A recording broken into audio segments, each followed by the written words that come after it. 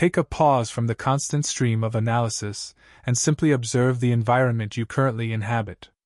If these words are reaching you, a subtle part of your consciousness likely recognizes a fundamental reality that has yet to be voiced. Your current stagnation is not a reflection of a cognitive deficit, nor are you trailing behind due to a lack of ambition. Furthermore, your internal friction is not a sign that you are inherently flawed, but rather an indication that your psyche is harboring outdated convictions that were never intended to remain. These deep-seated impressions have governed your existence with a quiet persistence, operating beneath the surface of your daily routine. Whereas most individuals remain oblivious to this process, attributing their exhaustion to the burdens of maturity, they mistake internal resistance for a fixed personality trait. Hence, we find that many people interpret their own hesitation as a form of practical wisdom, allowing their internal landscape to become gradually contaminated. This deterioration occurs not through a sudden catastrophe, but through the quiet accumulation of artificial boundaries. This exploration is not an attempt to manufacture a different persona. Rather, it is a systematic extraction of everything that was never truly yours. We must confront the unsettling reality that your primary hurdle is not a lack of courage, but a deep-seated attachment to the habitual. You are bound by familiar insecurities and recurring internal dialogues that have been rehearsed so frequently they are now mistaken for objective facts. Statements regarding a lack of self-assurance or the inevitability of failure are not truths, but are instead a form of psychological debris. Much like environmental pollutants, these mental toxins do not cause an immediate collapse.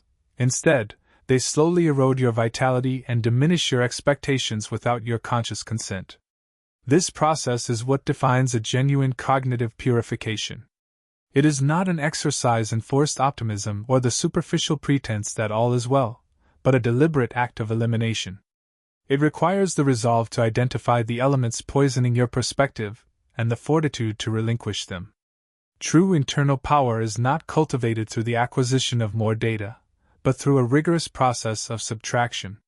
When the mental static finally dissipates, a profound shift occurs, leading you to cease the habit of over-explaining your worth or negotiating with your anxieties. You no longer require external validation to proceed, as you move toward a state of heightened composure. This tranquility does not emerge because the external world has become less demanding, but because your internal focus is no longer fragmented. This journey is structured as a deliberate evolution where, over the next hour, you will be invited to scrutinize the hidden architectures that have quietly dictated your path. We will investigate the origins of these restrictive narratives and analyze why they appear so undeniably rational.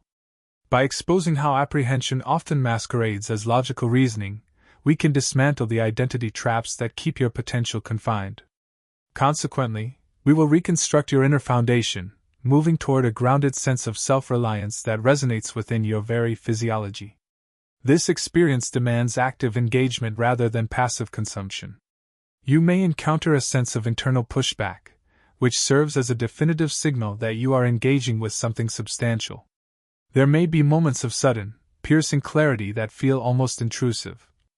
This is merely your mind rediscovering its natural state of purity. The ultimate objective is not a fleeting sense of motivation, but a profound state of internal synchronization. When your core convictions cease to obstruct your capabilities, your personal expansion gains an effortless momentum. Therefore, regardless of whether you are in motion or at rest, let this time serve as a definitive threshold. It is a line of demarcation between the inherited perspectives of your past and the intentional mindset you choose to inhabit from this moment onward. The initial stage of this purification involves identifying the boundaries that remain unseen. Most restrictions do not present themselves with fanfare or obvious warning signs. They do not manifest as physical barriers. Instead, they reside quietly within your thought patterns, dictating the scope of the possible long before any action is taken. This invisibility is the source of their immense influence, as these limits are essentially the assumptions you have ceased to challenge. They are the unwritten regulations you follow daily without ever having signed a contract of agreement. Because they feel inherent and sensible, they escape scrutiny, yet they form the invisible cage of your reality. You might assume your progress is hindered by external factors like financial standing or background, but your outer circumstances are typically a reflection of an internal perimeter established long ago. This boundary suggests a ceiling on your expectations, whispering that certain achievements are reserved for others. These constraints often disguise themselves as common sense, yet to initiate a true mental clearing, you must first learn to perceive what has been hidden. Most restrictive beliefs do not appear as overt negativity, but as a subtle reluctance, a brief hesitation before action, or a tendency to compromise your goals prematurely. While you may label this as being cautious, it is often a subconscious effort to protect an identity anchored in the safety of the known. Observe how frequently your consciousness employs gentle terminology to enforce rigid boundaries. Rather than admitting to apprehension, it suggests that the current moment is simply inopportune. Instead of acknowledging self-doubt, it insists on the necessity of further data. Rather than confessing a lack of self-trust, it adopts a posture of passive observation. While these phrases appear benign, their cumulative effect is to silently delineate the parameters of your existence. These hidden constraints are not defined by your lack of capability, but by the possibilities you have ceased to entertain. At some point, your internal narrative decreed that specific trajectories were no longer viable, not based on the results of an attempt, but through a preemptive definition of your own identity. Furthermore, each time you accept this narrative without scrutiny, the restriction intensifies. One of the most prevalent invisible limits manifests as the claim that a certain behavior is simply an inherent trait. This sounds harmless, perhaps even self-aware, yet it harbors a fundamental refusal to transform. When you claim an inherent lack of confidence or suggest that certain actions are not really you, you are not reporting an objective reality. Rather, you are shielding a familiar self-image, as familiarity often feels more secure than evolution. The reality is that your mind prioritizes predictability over potential, preferring the safety of a confined existence to the uncertainty of curiosity. Consequently, it constructs barriers that masquerade as logic. Your objective in this phase is not to engage in self-criticism, but to simply witness the moments when your vitality wanes before an effort even begins. Notice the internal dialogues that conclude a possibility before it can be explored, or the instances where you decline an opportunity automatically because it feels less demanding than engagement. It is essential to distinguish between a fact, which describes reality neutrally, and a belief, which interprets reality through the lens of history. Whereas, "I have failed previously," is a factual statement. "I will fail again," is a purely directional belief. The complication arises when the mind transforms an experience into an identity, allowing moments to become meanings and events to become rigid expectations. You begin to inhabit conclusions you never intentionally reached, until they eventually feel like undeniable truths. However, if a thought restricts your expansion or depletes your resolve, it warrants interrogation rather than judgment. In this process of purification, awareness is your primary source of strength. Hence, for the remainder of this day, do not focus on correction. Simply listen to the language you use when facing discomfort or justifying inaction. These are not neutral thoughts. They are boundaries that begin to dissolve the moment they are clearly perceived. Furthermore, it is vital to recognize that no restrictive conviction originates within you. While it may be challenging to accept, especially if you value personal accountability, ownership of a belief does not imply you were its architect. Most of the notions that currently confine you were instilled long before you possessed the faculty to question them, absorbed at a stage where belonging was more critical than objective truth. As children, we do not analyze concepts, we internalize the emotional climate, sensing what is celebrated and what is dismissed. From these cues, the mind maps out a strategy for safety.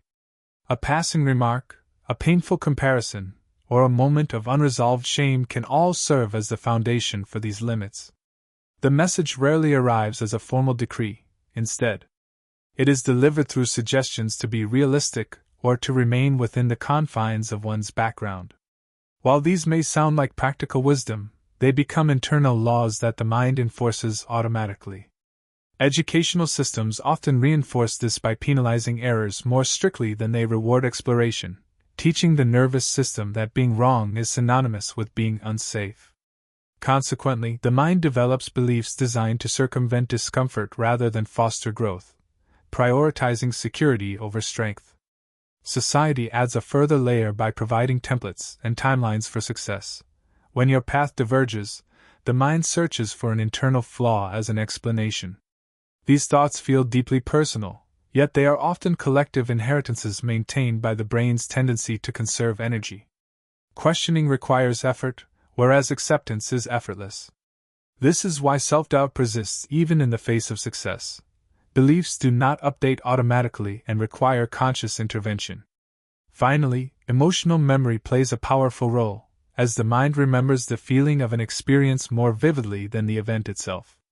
If an effort was once linked to rejection, the belief that trying leads to pain takes root, making avoidance seem like an intelligent survival strategy. Thus, your beliefs often function to protect you from a version of your past, even when they sabotage your potential in the present. A pivotal transition in this detoxification process involves the realization that a vast majority of your convictions are entirely obsolete. They were constructed during a period when your internal resources, autonomy, and agency were significantly diminished. However, the psyche rarely revises its governing regulations unless a comprehensive audit is mandated. Consequently, the mind persists in operating with outdated software on modern hardware. When these narratives remain uninvestigated, they begin to masquerade as fixed personality traits, leading you to claim a natural preference for caution over ambition or stability over risk. While these assertions may occasionally hold weight, they are frequently interpretations designed to shield you from historical disappointment. Yet, this protection carries a heavy price. It restricts your range, collapses your options, and ensures your potential remains purely theoretical. To begin dissolving the influence of these familiar scripts, you must trace their origins, not to dwell on previous distress, but to reclaim your role as the architect of your own story. Inquire into the genesis of these ideas, identify who benefited from your adherence to them, and what discomfort they helped you bypass. These inquiries are not intended to distribute blame, but to restore a sense of perspective. By recognizing that a specific belief emerged from a precise moment, person, or setting, you strip it of its universal authority. It becomes a contextual adaptation rather than an absolute truth. You adapt it to secure affection, to ensure safety, or to guarantee belonging, and while there is no dishonor in such survival strategies, true power lies in acknowledging that adaptation is not an inevitable destiny. As this journey continues, you are not required to renounce your history, but to transcend it, retaining what is functional and discarding what is redundant. Genuine internal strength is not found in the denial of your origins, but in the intentional selection of what you carry forward. This evolution begins the moment you grasp that because limiting beliefs were acquired, they can, through deliberate effort, be unlearned. Furthermore, it is essential to understand that apprehension rarely presents itself with transparency. If it spoke with its authentic voice, you would immediately recognize its vulnerability and lack of certainty. Instead, it ensures its survival by adopting the sophisticated veneer of intelligence and maturity, frequently borrowing the terminology of objective logic. This is precisely why many individuals are convinced they are reasoning clearly when they are actually negotiating with their own anxieties. Rather than explicitly forbidding action, this hidden resistance suggests waiting for better preparation or argues that a more refined approach is necessary. It avoids admitting a fear of being seen by claiming that a project is simply unlikely to succeed. Because these thoughts appear rational, they are seldom interrogated. The mind inherently trusts explanations over raw emotions. Thus, hesitation is presented as a form of wisdom. However, whereas true wisdom expands your horizons, this internal contraction narrows them. Logic seeks clarity to facilitate movement, whereas fear generates questions specifically to justify delay. When logic is the driving force, you experience a heightened focus even amidst difficulty. Conversely, when fear governs, the resulting state is one of tension and a palpable sense of relief at the prospect of postponement. This relief is a definitive indicator of avoidance. Notice how these impulses offer immediate solace at the expense of long-term momentum, sedating you by lowering your standards and convincing you that a diminished goal is sufficient. This sensation is not peace, but a form of psychological stagnation. While clarity weakens the influence of apprehension, Uncertainty provides the environment it needs to flourish. Instead of identifying a specific dread, such as rejection or failure, the mind creates a dense fog of endless variables and considerations, mistaking mental labor for actual progress. Overpreparation serves as a common mask, where the illusion of strategic planning is used to avoid the inherent vulnerability of action. Similarly, comparison and perfectionism act as elegant disguises, shifting focus outward or setting impossible standards to ensure you never have to enter the arena of real experience. To dismantle this pattern, you must distinguish between caution, which manages risk while moving forward, and avoidance, which uses justification to remain stationary. Logic may suggest specific timing, but it never indefinitely postpones evolution or shrinks your sense of self. Fear projects hypothetical pain and demands you live as if it has already occurred, yet it is vital to remember that these feelings are not evidence. They are merely indicators of where your next stage of growth is possible. The presence of apprehension is not an indication of failure. Rather, it often signifies that you are standing at the threshold of significant expansion. Genuine internal power does not require the absence of fear, but rather the capacity to proceed while it is present without allowing it to dictate your ultimate direction. This capability begins with the act of precise identification. Instead of dismissing a path as impractical, consider inquiring into the specific outcomes you dread. Rather than suggesting a need for more time, interrogate the immediate discomfort you are seeking to circumvent. These inquiries do not eliminate the feeling of apprehension, but they expose its mechanics. Such exposure is destabilizing to fear because it thrives on being mistaken for objective logic.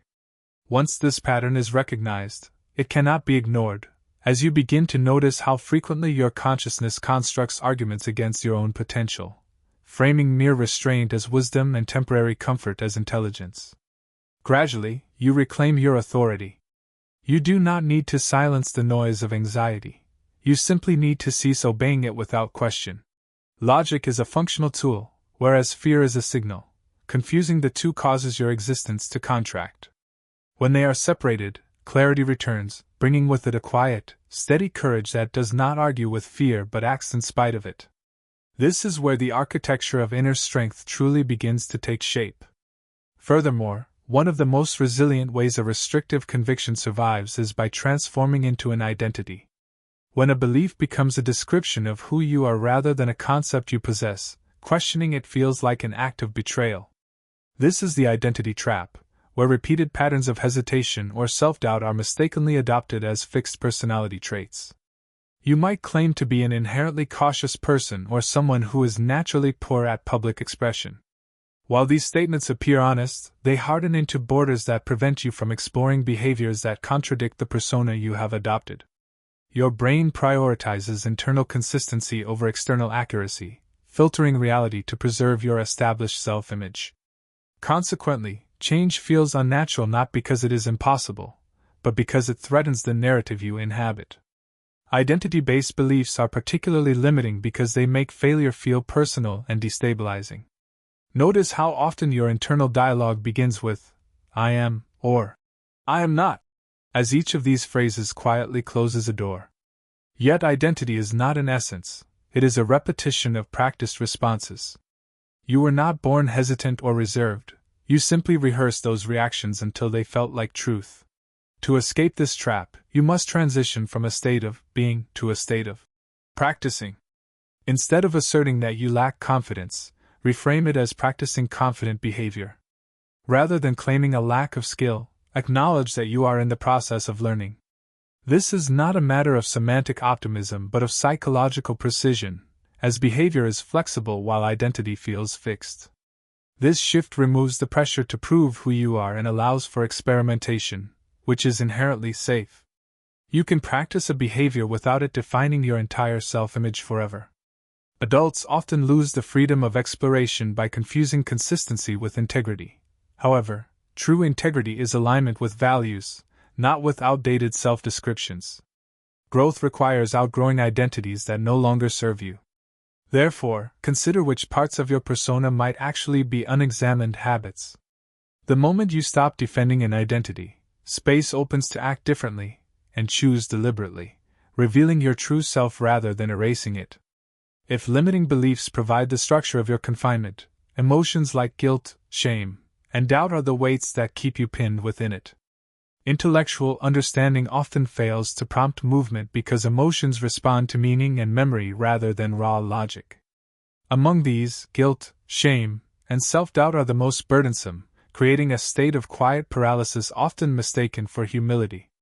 In reality, these are tools of internal self-control where you punish yourself preemptively to avoid external judgment.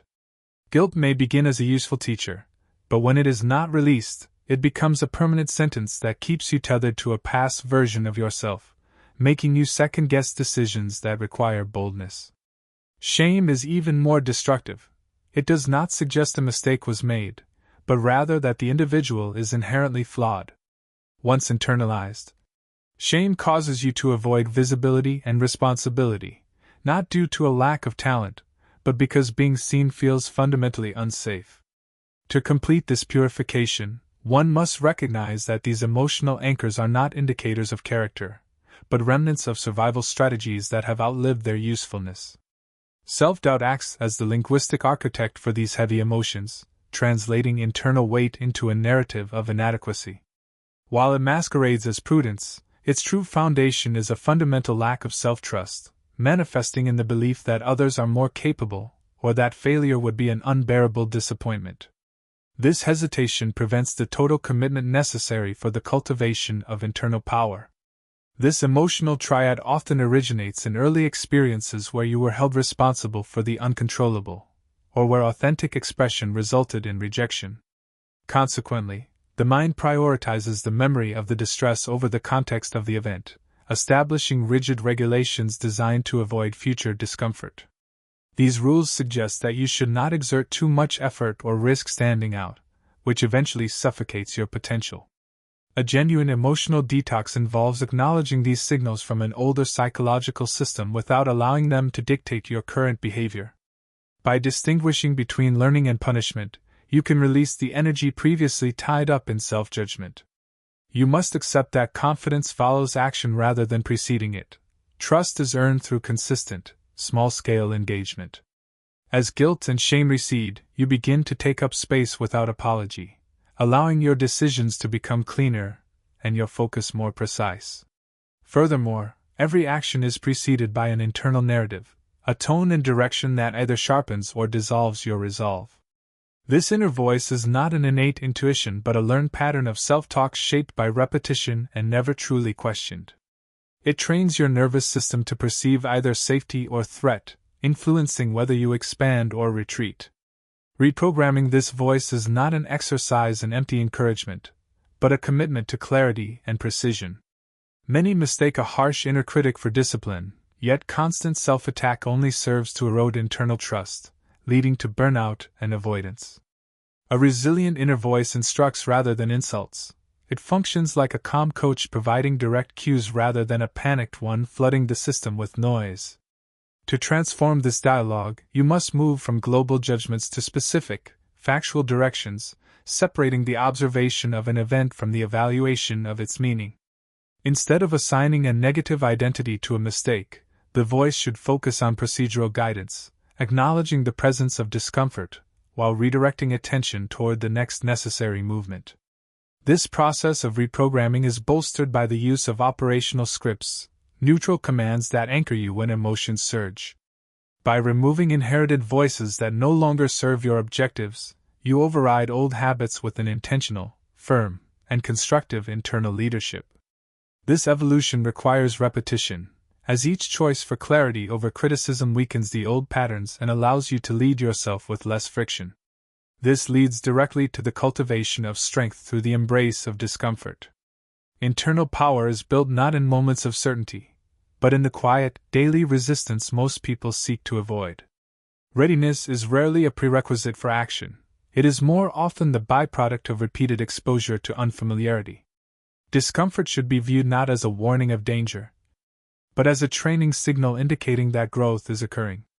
Avoiding this sensation only reinforces the idea that retreat is a valid survival strategy, whereas remaining present in the face of tension allows the nervous system to recalibrate and learn that the situation is survivable. Strong individuals do not experience less discomfort. They simply interpret it differently, viewing it as engagement rather than a threat. Building this capacity requires consistency within the subtle boundaries of your comfort zone, small, voluntary acts of tolerance that eventually expand your overall capacity. Discipline in this context is self-leadership, following through on clear decisions even when your sensations resist. By treating discomfort as a location marker for where work is most impactful, you can engage in short, deliberate exposures that teach your system that resistance is finite and manageable. It is vital to stop negotiating with these sensations, as negotiation grants the emotion veto power over your behavior. True strength is guided by intention rather than sensation, distinguishing between actual pain and the mere resistance of growth. As you train this skill, discomfort loses its emotional charge and becomes a temporary, informative physical sensation. You stop personalizing the struggle and begin to stay functional under pressure, depositing strength with every choice for action over avoidance. Ultimately, you realize that strength is not about the elimination of difficulty, but about the practiced ability to remain steady within it. At the core of all psychological resilience lies a subtle yet essential element often overlooked: self-reliability. This is not a matter of fleeting motivation or forced optimism. It is the fundamental assurance of your own character. One can possess immense talent and strategic knowledge, yet remain essentially fragile if the mind does not believe that action will follow intent. Self-reliability is not cultivated through positive self-talk, but through the rigorous maintenance of internal promises. Most individuals erode this foundation daily by failing to follow through on small commitments, promising to act tomorrow, to speak up, or to cease a limiting behavior, without calculating the hidden cost. Each neglected commitment teaches the psyche a hazardous lesson, that your own word is negotiable. Consequently, when the internal authority is weakened, the system no longer responds to its own instructions with urgency, resulting in the pervasive hesitation and doubt felt during moments of choice. When self-reliability is established, the internal landscape becomes significantly more navigable. Decisions are rendered with a newfound precision because the mind no longer needs to engage in exhaustive internal debate. It knows that an intention is a precursor to an inevitable act. This reduces the chronic anxiety of second-guessing, as you develop a grounded belief in your capacity to handle any outcome, planned or otherwise. This bond is forged in mundane moments rather than dramatic breakthroughs, waking at the designated hour, completing a task as intended, or initiating a difficult dialogue. These repeated acts of follow-through transform trust from a theoretical concept into a functional relationship. It is critical to recognize that emotional fluctuations should not have veto power over your core values. Self-reliability flourishes when actions are guided by structural commitment rather than shifting moods. By lowering the scale of your promises while increasing the consistency of their execution, you repair the internal contract and shift the question from, "What if I fail?" to, "How will I respond if I fail?" Furthermore, the quality of your existence is rarely determined by your aspirations. Instead, it settles at the level of your standards. While goals represent what you desire, standards define what you are willing to tolerate, repeat, and accept. Many fail to achieve their objectives because their standards are misaligned with their ambitions. They seek expansion but tolerate the safety of comfort-driven choices. Whatever is tolerated becomes the baseline for the nervous system, eventually becoming an invisible norm. Establishing a new mental standard is the definitive act of a cognitive detox, ensuring that old patterns do not quietly reassert themselves. These are not rigid rules imposed by force, but operational boundaries that eliminate decision fatigue by providing a clear filter for behavior. A mind guided by principle rather than impulse creates a state of internal order where flexibility is balanced by a refusal to drift. Raising your standards requires a candid assessment of current behaviors rather than stated ideals. By identifying where you consistently compromise or lower expectations to avoid friction, you find the exact areas requiring revision. A deliberate standard, such as addressing issues immediately or acting without indefinite postponement, shifts your identity into a more functional state. As these standards solidify, The resulting friction with old habits is not a signal to retreat, but an indication that previous limitations are losing their authority. True inner strength does not require constant defense or explanation. It is maintained through a calm consistency that eventually quiets internal negotiation. This shift allows for sustainable growth, as you cease leaking energy through repetitive internal conflicts, and start moving with a precision guided from within. Ultimately, creating these mental standards is a profound act of self-respect, signaling to your psyche that your energy and attention are valuable assets that will no longer be left to the mercy of circumstance. There arrives a specific juncture in this evolution where the nature of effort undergoes a fundamental transformation. The internal friction begins to dissolve, and the relentless need for external validation or reassurance regarding your trajectory starts to fade. This shift does not occur because the complexities of existence have diminished, but because your internal core has finally stabilized. Living from a foundation of inner strength does not imply a state of perpetual power. Rather, it signifies that your conduct is no longer held hostage by emotional fluctuations. While moods, anxieties, and external pressures persist, they are stripped of their authority as primary decision makers. Whereas most individuals exist in a state of constant reactivity, governed by the urgent, the uncomfortable, or the demanding, inner strength reverses this dynamic. Instead of being a passive recipient of circumstances, you begin to evaluate every situation through the lens of your established standards. Consequently, chaos is replaced by choice. This grounded way of being allows you to move first from principle rather than mere preference, ensuring that emotions provide information without commanding your actions. You become adaptable without being unstable, possessing the capacity to adjust to reality without abandoning your core identity. This transformation is most visible in a revised sense of pace. You find yourself slowing down where you previously rushed and acting decisively where you once hesitated. Silence no longer feels like a source of pressure, and the need to defend or over-explain yourself in moments of conflict is replaced by a centered, deliberate pause. Furthermore, failure is redefined as neutral feedback, a data point for correction rather than a verdict on your worth. This emotional efficiency allows you to recover rapidly, as your energy is no longer depleted by the weight of self-judgment. You stop postponing your existence until conditions improve and begin to engage actively with the present, allowing your actions to reshape your feelings rather than the other way around. As this state becomes your default, a profound sense of self-reliability accumulates.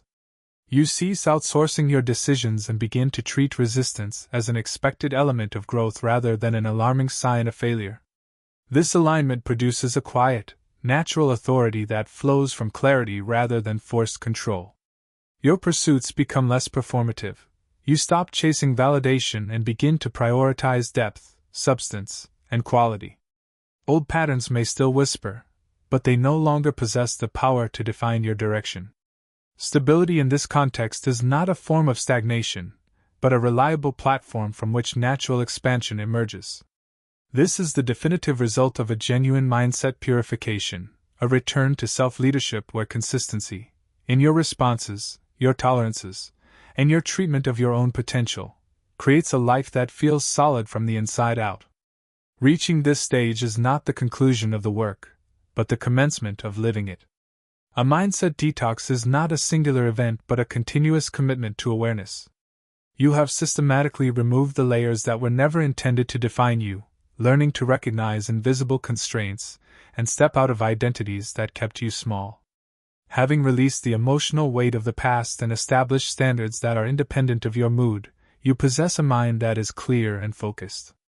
This inner framework ensures that while life remains complex, your response to it remains stable. This quiet consistency is the true essence of strength, manifesting as the ability to stand by your values without the need for external applause.